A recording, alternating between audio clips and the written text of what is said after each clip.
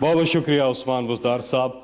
جیسا کہ آپ نے بھی بتایا کہ اسلامی فلائی ریاست کی جانب عمران خان صاحب کا یہ بہت بڑا ایک قدم ہے اس منزل کی جانب، اور ہم اس کی مزید تفصیلات جاننا چاہیں گے کہ وزیر اعظم پاکستان عمران خان صاحب ہمیں بتائیں کہ اس کا کیوں اجرا کیا رحمت العالمین اسکالرشپس کا. سچے عاشق رسول حضرت محمد مصطفیٰ نبی آخر زمان صلی اللہ علیہ وسلم، آپ سب کے پرزور استقبال میں دعوت دوں گا پاکستان کے وزیر اعظم عمران خان صاحب کو.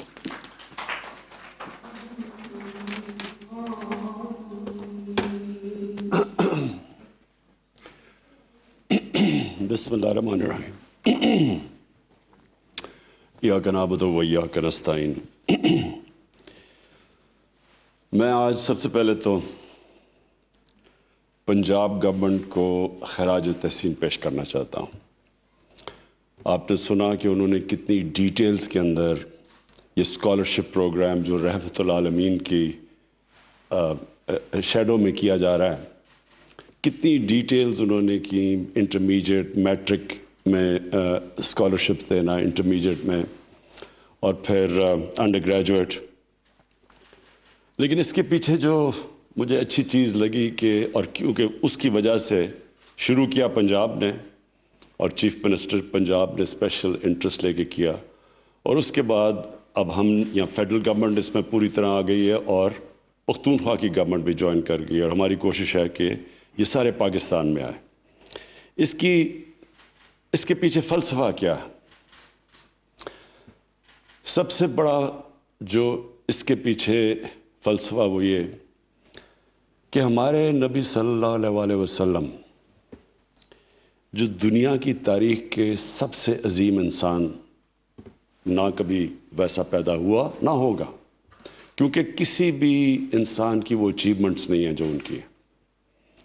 اور جو ایک کتاب لکھی ہوئی ہے 100 گریٹسٹ مین، میرے خیال میں ہارٹ ہے یا کیا اس کا نام ہے، اس پہ نمبر 1 انہوں نے اسیس کر کے in terms of achievement in کو بنایا ہوا.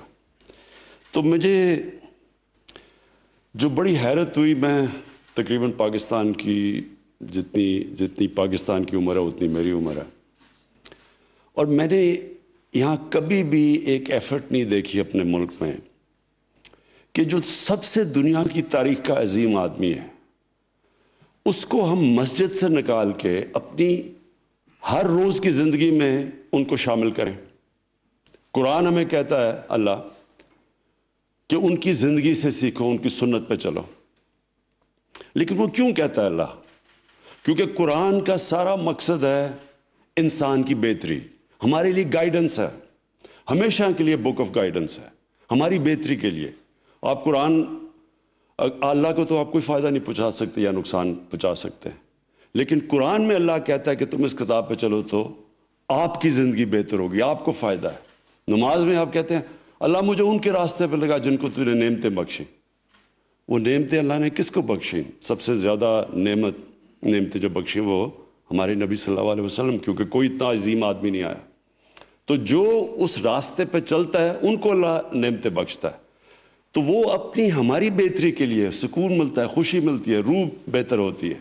جو انسان سارا وقت خوشی ڈھونڈ رہا ہوتا ہے، کوئی پیسے میں ڈھونڈتا ہے، کوئی ہر قسم کی عیاشی میں ڈھونڈتا ہے، لیکن اللہ نے ہم جب نماز پڑھتے ہیں 5 دفعہ، ہم صرف اللہ سے مانگتے ہیں وہ راستہ جس میں اللہ نے جو ہمیں نعمتیں بخشے گا، خوشیاں دے گا، سکون دے گا.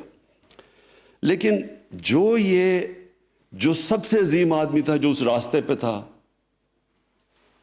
ان کی زندگی کا میں نے ریئلائز کیا کہ ہماری زندگی سے تعلق ہی نہیں ہے. جمعے میں جاتے تھے، خطبہ سن لیتے تھے، اس میں ہمیں بتا دیا کرتا تھا چیزیں، لیکن وہ مسجد میں ہی رہ گئے. مسجد سے باہر اپنی زندگیاں ری ماڈل کرنا، یہ سب سے بڑی ہماری اچیومنٹ ہوگی. علامہ اقبال نے کہا کہ جب بھی اسلام کی تاریخ میں جب بھی مسلمان معاشرہ اوپر آیا ہے تو وہ واپس گیا اسلام کے پرنسپلز کے اوپر جو مدینہ کی ریاست میں بنائے گئے تھے، اور وہ پرنسپلز یعنی کہ نبی صلی اللہ علیہ وسلم کی سنت پہ چل کے اوپر گیا. یہ اور خیر علامہ اقبال سے تو 500 سال تک کوئی اتنی مسلمان اسکالر نہیں آئے، تو جو اس کا مقصد ہے، ہماری گورنمنٹ کا مقصد ہے کہ ہمارے نبی صلی اللہ علیہ وسلم کو عام لوگوں کی زندگیوں میں لے کے آئیں اور ان کی سنت پہ چلنے کی کوشش کریں. اور جو ان کی سنت مدینہ کی ریاست میں آتے ساتھ ہی جو انہوں نے سب سے بڑا کام کیا، انہوں نے ایک تو رول آف لا اسٹیبلش کیا، قانون کی بالادستی. انہوں نے ایک فلاحی ریاست اسٹیبلش کی، لیکن انہوں نے اس کے ساتھ ساتھ ایجوکیشن ایمرجنسی نافذ کی. غریب لوگ تھے، پورے سب کے پاس ہتھیار بھی نہیں تھے جنگ بدر میں، لیکن جب قیدی کفار کے مکہ کے قیدی جب انہوں نے پکڑے اور جو ان کو واپس کر کے پیسے بھی لے سکتے تھے ان سے، وہ روایت تھی وہاں کہ ان کے رشتہ دار پیسے دیتے تھے قیدی کو رہا کرنے میں، لیکن تب انہوں نے کہا کہ جو بھی 10 مسلمانوں کو پڑھا لکھا دے گا وہ فری ہے. یعنی پیسے سے زیادہ ترجیح دی علم کو. اور یہ جو انہوں نے جو انگریزی میں ورڈ ہے کویسٹ فار نالج، اس کو ایک سیکرڈ ڈیوٹی بنا دیا، یعنی کہ یہ بھی ایک عبادت کا حصہ بنا دیا علم سیکھنا. تو ایسے ہی نہیں، دنیا کے ٹاپ سائنٹسٹ اس کے بعد کئی صدیوں تک مسلمان تھے، اور جو پھر وہ میرے خیال میں خلیفہ مامون رشید نے ہاؤس آف وزڈم قائم کیا، جدھر دنیا کی کتابیں آئیں، ٹرانسلیٹ کیا. مسلمان لیڈرز تھے، تھاٹ لیڈرز تھے. تو اس کی بنیاد رکھی گئی مدینہ میں. اور پھر یہ بھی دیکھا کہ ہم نیچے کیسے گئے، اور پھر کیسے یورپ آگے گیا. تعلیم پہ انہوں نے زور لگا دیا، ریسرچ پہ.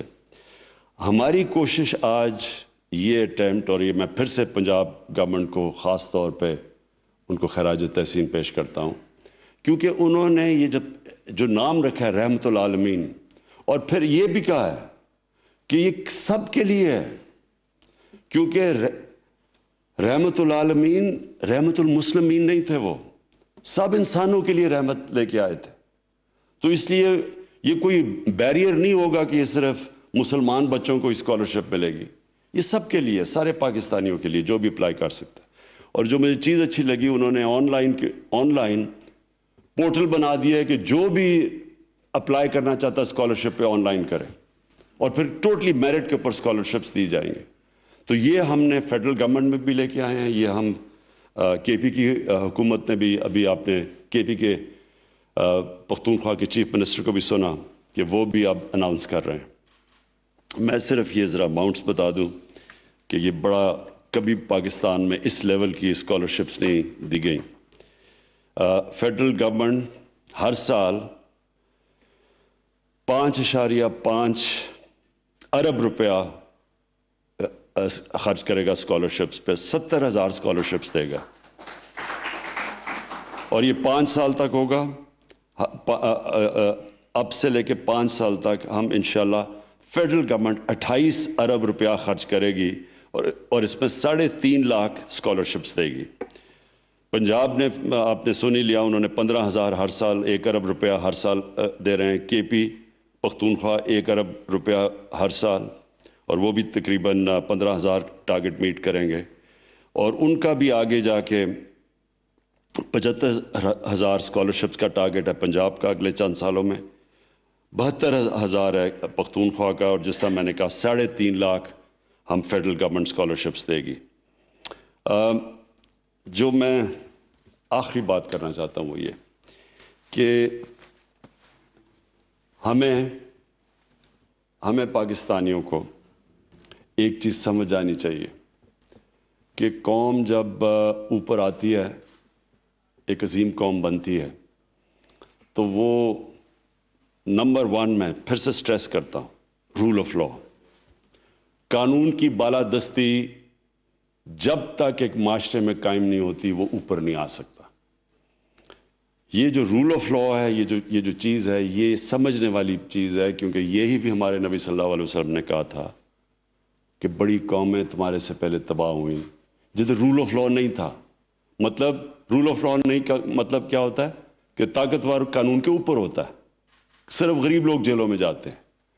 تو کبھی بھی ایک قوم عظیم قوم نہیں بن سکتی جو طاقتور کو قانون کے نیچے نہ لے کے آئے. اور اس سمپل ہے، اس کی کوئی راکٹ سائنس نہیں ہے کہ ایک کمزور آدمی کتنی بھی چوری کر لے وہ لنڈن میں تو فلیٹ نہیں لے سکتا، لیکن جو طاقتور ہے، جو بڑے ڈاکو ہیں، وہ صرف یہی نہیں کرتے کہ ان کی چوری اربوں میں ہے، وہ پھر پیسہ باہر لے جانا پڑتا ہے کیونکہ ملک میں وہ پیسہ نظر آ جاتا ہے، تو دو طرح نقصان پہنچاتا ہے۔ روپے جو آپ کی کرنسی ہے وہ بھی افیکٹ ہوتی ہے یہ منی لانڈرنگ سے، اور یہ جو فیکٹ آئی کی رپورٹ ہے یونائٹڈ نیشنز سیکرٹری جنرل کی جو پینل اس نے بنائی تھی کہ 1000 ارب ڈالر ہر سال غریب ملکوں سے ٹیکس ہیونز میں اور امیر ملکوں میں جاتا ہے، تو یہ سارے پیسے والے لوگ لے کے جاتے ہیں، غریب لوگ نہیں لے کے جاتے۔ یہ جو ہمارے جیلوں میں بیچارے لوگ ہیں یہ نہیں ہے جو یہ پیسہ باہر بھیج رہے ہیں، یہ بڑے بڑے طاقتور لوگ ہیں، تو آپ ان کو قانون کے نیچے نہیں لے کے آئیں گے، کبھی بھی ملک ترقی کر ہی نہیں سکتا۔ تو یہ اس کے پیچھے ہے، رول آف لاء کے پیچھے، جو کہ مدینہ کی ریاست میں اسٹیبلش کیا گیا تھا۔ دوسری چیز ہے فلاحی ریاست۔ جب تک ایک عام آدمی کا سٹیک نہیں ہوتا ایک سٹیٹ میں، یعنی وہ کہے جی میرا بھی یہ ملک ہے، وہ تب کہے گا میرا ملک ہے جب ملک اس عام آدمی کی بنیادی ضروریات پوری کرے گا، اور اس کو فلاحی ریاست کہتے ہیں۔ یہ بھی دنیا کی تاریخ میں پہلی دفعہ بنی تھی۔ اور تیسری چیز تعلیم۔ علم کے بغیر، تعلیم کے بغیر کبھی بھی کوئی قوم اوپر نہیں جا سکتی۔ آج ہم یہ دیکھ لیں کہ تھوڑے سے یہودی ہیں دنیا میں، ان کی نمبر دیکھ لیں کتنے ہیں، یعنی ہر چیز میں ڈومینیٹ کرتے ہیں، تعلیم میں وہ کرتے ہیں، فائنانس میں وہ کرتے ہیں، میڈیا میں وہ کرتے ہیں، کیونکہ انہوں نے شروع سے ریلائز کیا کہ ہم تھوڑے سے ہیں تو ہمیں تعلیم علم سیکھنا چاہیے، اور وہ ہر جگہ اپنی صلاحیت سے پڑھ لکھ کے وہ ان کو دیکھیں تھوڑے سے ہیں، اور ہمیں دیکھیں مسلمان، ہماری تعداد دیکھیں اور ہمارا انفلوئنس دیکھیں۔